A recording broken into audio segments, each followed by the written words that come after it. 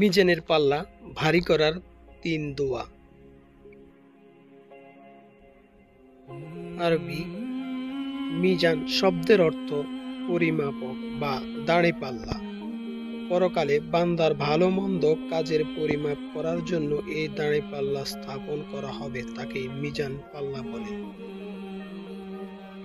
যাদের পাল্লা ভারী হবে তারাই সফল কাম্য হবে।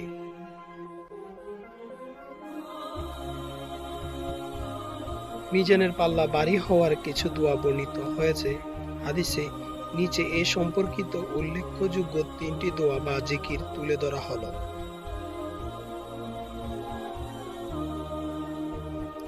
১ নম্বরে লা ইলাহা ইল্লাল্লাহ, অর্থ আল্লাহ ছাড়া কোনো মাবুদ বা উপাস্য নেই।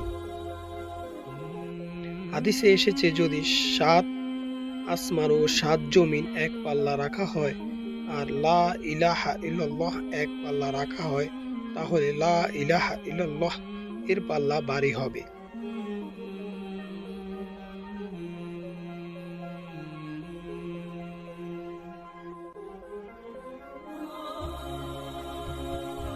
দুই নম্বরে সুবহানাল্লাহি ওয়া বিহামদিহি সুবহানাল্লাহিল আযীম, অর্থ মহান আল্লাহর প্রশংসা সহ তার পবিত্রতা ও মহিমা ঘোষণা করছি।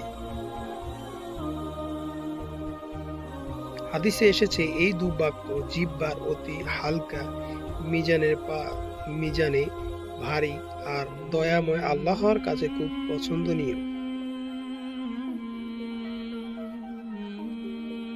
৩ নম্বরে বিশেষ ৪ জিকির তথা সুবহানাল্লাহ, আলহামদুলিল্লাহ, লা ইলাহা ইল্লাল্লাহ, আল্লাহু আকবার।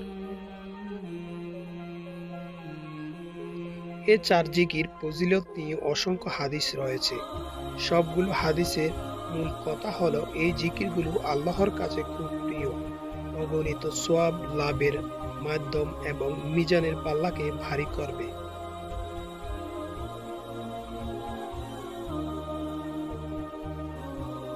জিকিরগুলো একসঙ্গে মিলিয়ে পড়া যায়, যেমন সুবহানাল্লাহি ওয়াল হামদুলিল্লাহ ওয়া লা ইলাহা ইল্লাল্লাহ ওয়াল্লাহু আকবার। আকপিস করেও পড়া যায়।